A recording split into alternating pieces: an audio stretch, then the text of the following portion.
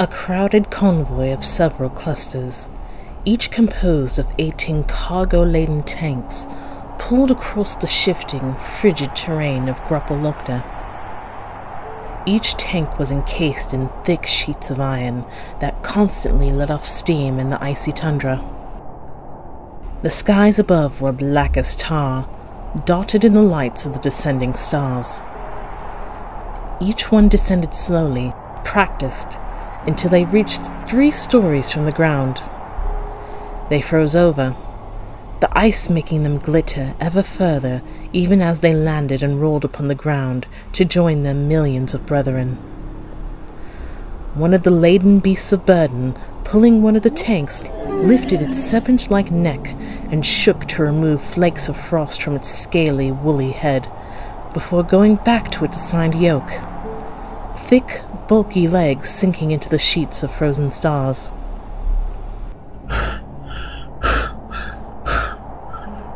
Forward! That shout, harsh over the dance of descent, came from the figure in the thick wool and leather coats at the front of the caravans. He wiped frost from the glass of his helmet, already warm to the touch, but not melting ice as fast as he needed. General Father said that these ammunition and aquatic carts need to make it through to Her Majesty's by 0600. Shivari Jati's direct orders! The tanks didn't stop, though many on board were uneasy. This was the shortest way to a port to reach Her Majesty's sea, to be certain. However, the air, sung through by frozen stars, was heavy with the knowledge that this wasn't right. They knew that cargo lines weren't ever meant to get too close to.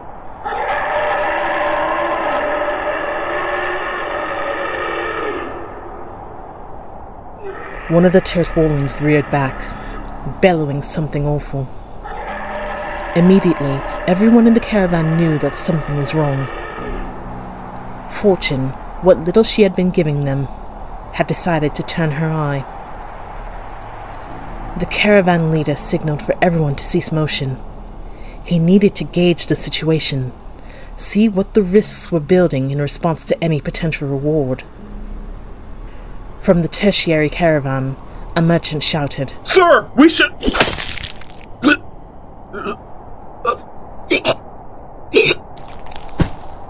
The ending of a life was often quiet, like a blade slicing through a frosted wind to sever a man's head from his shoulders. Several shocks of blood staining the ground in the action's wake. Shit! The caravan leader barked out. "Arm yourselves! Now! If you value your lives!" Those aboard the caravan seized their weapons, swords, firearms, chains.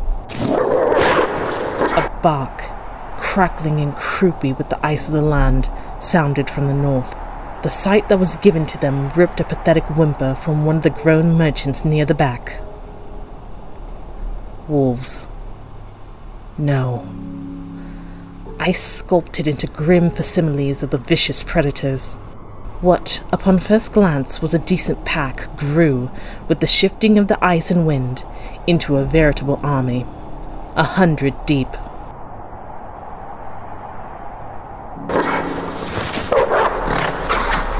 The wind shifted once more, and the nightmare surged, speeding across the pleats of frozen stars.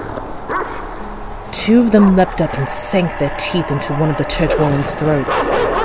The poor beast bellowed out its last vestiges of life, its blood spraying out of the shredded wounds and falling to the earth as crimson frost. With an impact that sounded more akin to the world splitting in two, the Turtwallan's lifeless body fell. Several shouts and cries for a merciful reprieve told one and all that not all the merchants had managed to escape the creature's fall. Fire! Those with firearms let loose with a raucous company of shots. Smoking bullets, sparks of lightning, jagged arrows. A wolf was knocked back with a yelp, its form melting back into the cold. Others weaved out of the line of fire, ducking swiftly and bobbing amongst the falling stars. I can't keep an eye on target! One of the merchants shouted. He hissed as he needed to reload. Damn! Fuck! One of the wolves surged up from underneath his cart and sank its teeth into the meat of his face, tearing into the tender meat and forcing the merchant to the ground, rendering him nothing more than meat and bone.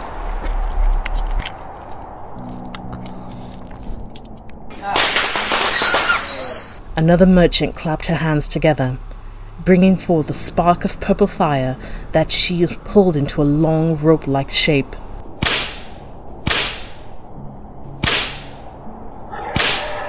She cracked it into her turret wall inside, the beast baying out and kicking its hind legs into 3 approaching wolves who shattered upon impact.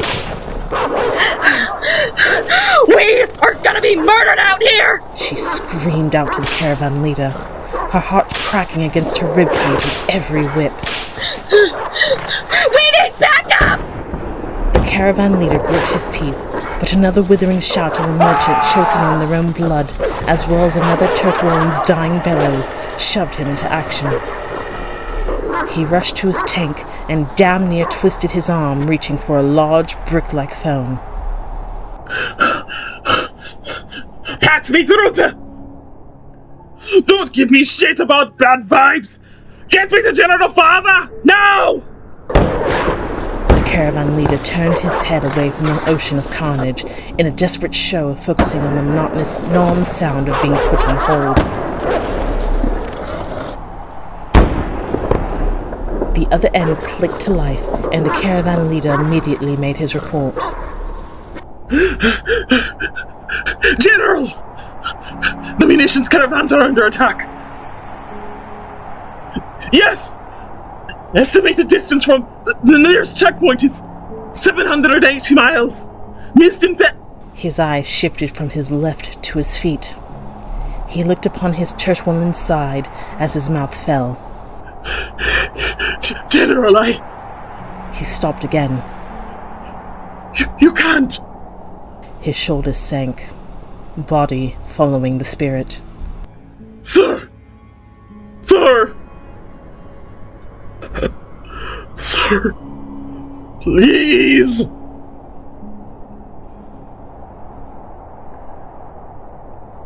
After several moments of a silent response, he slammed the phone back onto its holster and turned, shouting from the top of his lungs to the bottom of his gut. Fall east! Confusion rippled through the caravans at the order. East? Was help arriving? What would running do now? But perhaps... Several Turtwallens groaned and huffed from their illness, forcing them to change directions so quickly. They bayed out with every gallop, their great size and weight meant for long distances rather than speed. One of them tripped over one of its stocky legs in the commotion. It crashed into the ground, frozen stars jumping up just to rush back down to the ground. The caravan leader glanced behind him to get a count of how much of the caravan remained. If they could just make it out of this frigid hellhole, they would have a better chance, away from these wretched fiends. Even now, they barked from where they stood several clicks away from the brunt of the caravans.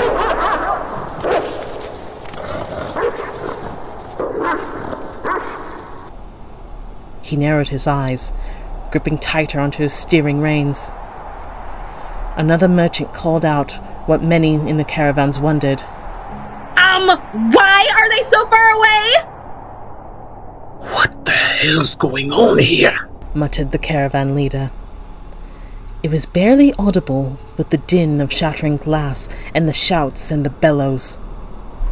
The wolves only watched. They were ready to charge forward in a wash of ice and fang. But they stayed where they were, watching. It happened faster than anyone could properly conceive.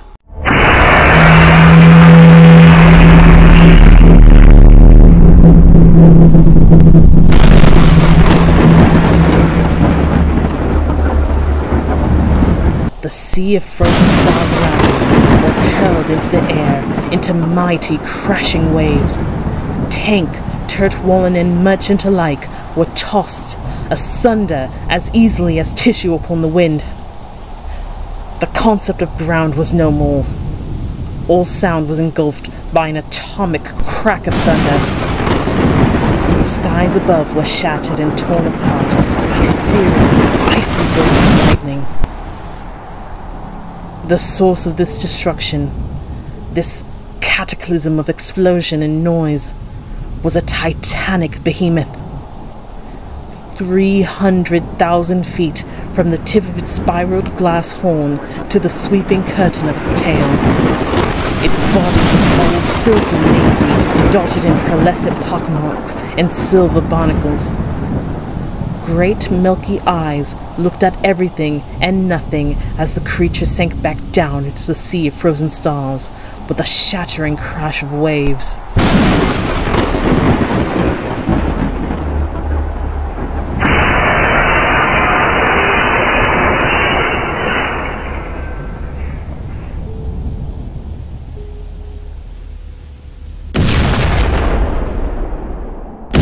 3 Turtwallen died upon impact with the ground, spinal cords and rib bones being forced out of their bodies. Many more merchants met their end from their skulls exploding upon the ground or bones piercing lungs. There were those who survived, of course. They were on the ground in pitiful broken shapes of arms and legs, broken and twisted around their torsos.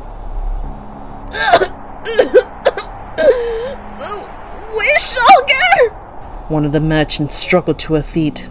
She stumbled forward and spat out a bloody tooth. They're not due to awaken for another 50 years. The caravan leader called out, "On your mouth!" The approaching onslaught of growls and barks cut him off, the frigid wolves falling upon the freshly incapacitated prey. Get up! The caravan leader ran over to his Turtwallen and kicked into its side. Get up, damn you! The wretched beast could only give a weak groan in response, blood and spit curdling in its mouth and throat. Damn! He stomped into the frozen stars, the heel of his shoe sparking the ground. The mine of flame erupted into an iron rifle. A wolf approached, and he obliterated its face and muzzle with a shot. Another wolf met a similar fate when the caravan leader ducked away from its lunge and fired a round directly into the back of its skull. Is anyone able to get back en route? He shouted. A merchant, though he was trying to apply some hell dust to his broken arm, took a quick count of the situation.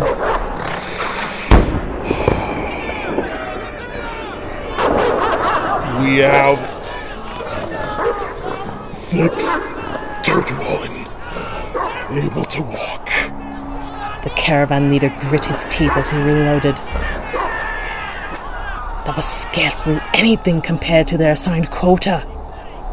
Still, they needed to cut their losses.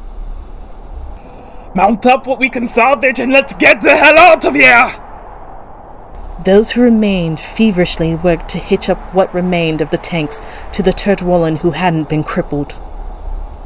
The caravan leader fired a warning shot into the ice just in front of a wolf who got too close. As soon as you're able, move! The large creatures were urged onward, fast as they could safely go. They had so few of them left that caution was the way of the land.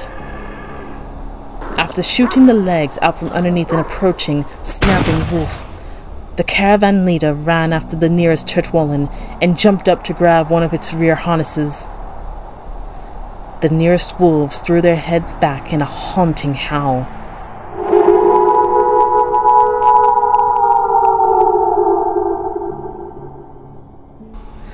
Their brethren surged forward to chase down the Turtwollen, snapping at the beast's ankles and weaving underneath them to get them to slow even further. Stop! The merchant riding one of the Turtwollen shouted at them. She couldn't risk shooting at them this close, lest she miss and injure her mount. The wolves kept barking and snapping their maws. Two set their haunches to jump, faltering halfway through the momentum. One of them sniffed at the air, tilted its head to listen for something unseen. It barked something out, and, upon hearing the call, the other wolves retreated, dissolving into the frost.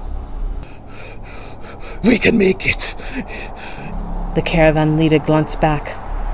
If we just keep moving, we'll be able to get supplies and back up for the tanks left behind. The wolves had gone.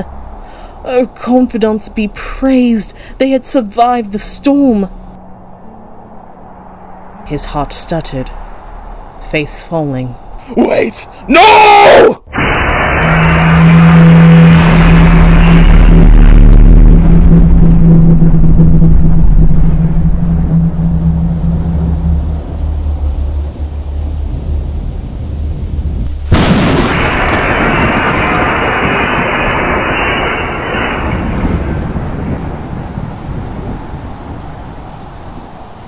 That atomic thunder of the earth, cracking beneath them, drowned out all things.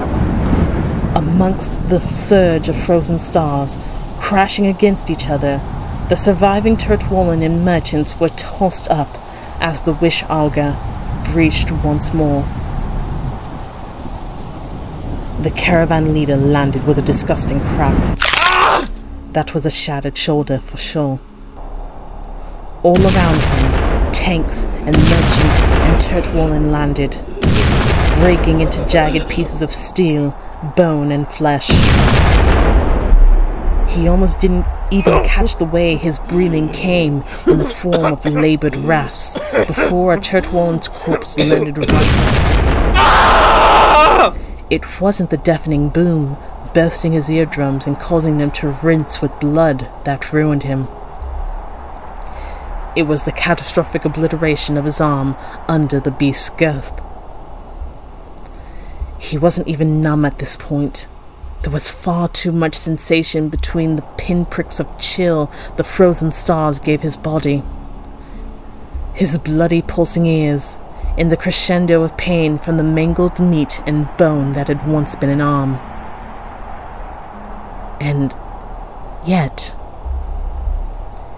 the wind slowed to a gentle breeze around them.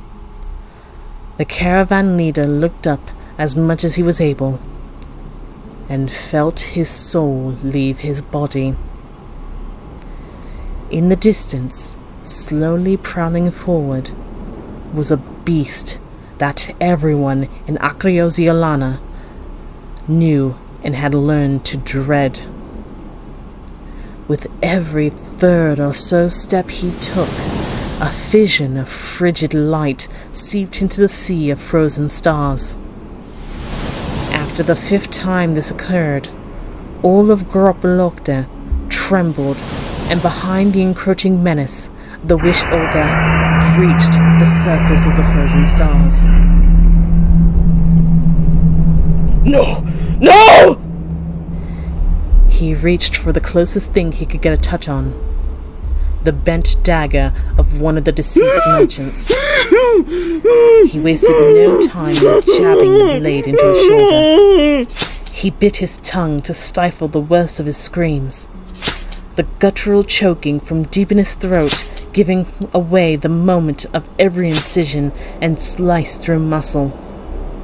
He couldn't stay there. He couldn't let himself be toyed with by that fiend, that bastard. The convoy leader opened eyes he hadn't realized were closed. The dread beast Fimbulventir loomed down at him.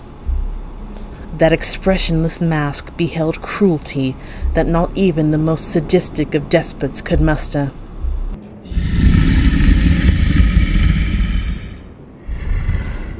You know full well you shouldn't be this close to Mr. Felder. The dread beast Fimbulventir pressed a heavy paw over the convoy leader's chest. Already he felt the constriction of the man's lungs and the cracking of several ribs under his weight. Though, let's be fair, even if you knew, your precious confidant The sneer in the word was thick. shed no qualm in sending a few dozen meaningless plebeians to their deaths.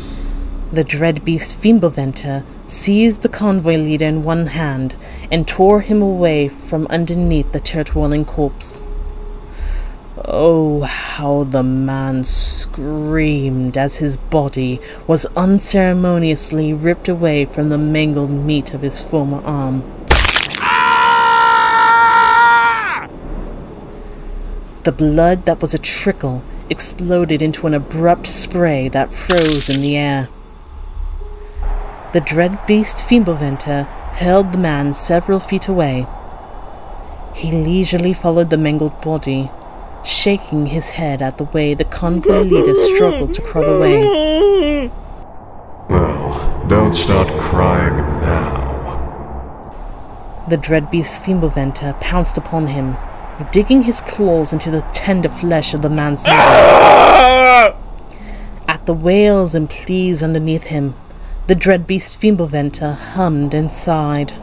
You had several chances to avoid this, though. He removed his claws, sticky with blood and several pieces of intestinal lining. The detached ignorances of fiendish fops aside, you could have told them that you should have taken the long way around. The dread beast Fimbulventir trailed off. He tilted his head and his ears twitched as he listened. He gave a simple huff of a chuckle before whipping around and stopping TailBlazer's strike with a single claw. My, but you have the worst sense of timing. TailBlazer jumped back from the block and tried for a kick next. The dread beast Fimbulventir easily weaved away from the kick, just as he ducked away from the next swipe, as well as the roundhouse that TailBlazer added in for variety. Not only did I damn near freeze my balls off hunting you down here, but I finally found you, and you're out here tormenting people! TailBlazer barked out, landing another strike that ultimately did nothing. Fimbulventir's shoulders lifted and dipped in a yawn as he dodged and blocked each of the Fox Bunny's efforts. As amusing as destroying TailBlazer's morale was, he really did need to get back to an obnoxious twanging of a guitar and the cadence and rhythm of 60s psychedelia assaulted his ears. Fimbulventir turned to see a vortex of light open up underneath the convoy leader. It belched and spat out gaudy splashes of color and the scent of patchouli mashed together with bong water. Fimbulventir simply watched as the broken form slipped away, the vortex vanishing with a final belch of song. Oh, for goodness sake. Fimbulventir huffed again. He heard TailBlazer carrying on somehow or another about his sister and finding her killer and whatever else he could whine on and on for. You promised you'd help me find who killed her, and you're just out here on an ego trip! Quick as the lightning that had torn the skies just before, Fimbulventir grabbed TailBlazer by the leg. TailBlazer cringed at the claws cutting into his fur and slicing his flesh, but it was short-lived due to the dread beast swinging him into the ground. The frozen stars jingled and clinked around TailBlazer. Not that he could hear the brunt of it, with how his ears were ringing and stars of color spun in his eyes. Fimbulventir swung backwards, the impact hitting the back of TailBlazer's body. The dread beast did this several times until he picked TailBlazer up and inspected his swollen face and the myriad of bruises blooming upon him. You really think you're ready for this? Fimbulventir hummed. TailBlazer wanted nothing more than to spit the blood welling in his mouth onto that wretched, pristine fur. His mouth was simply in too much pain to make his jaw muscles move. Ah! Stop! Fimbulventir forced his mouth open and shoved a bottle into it.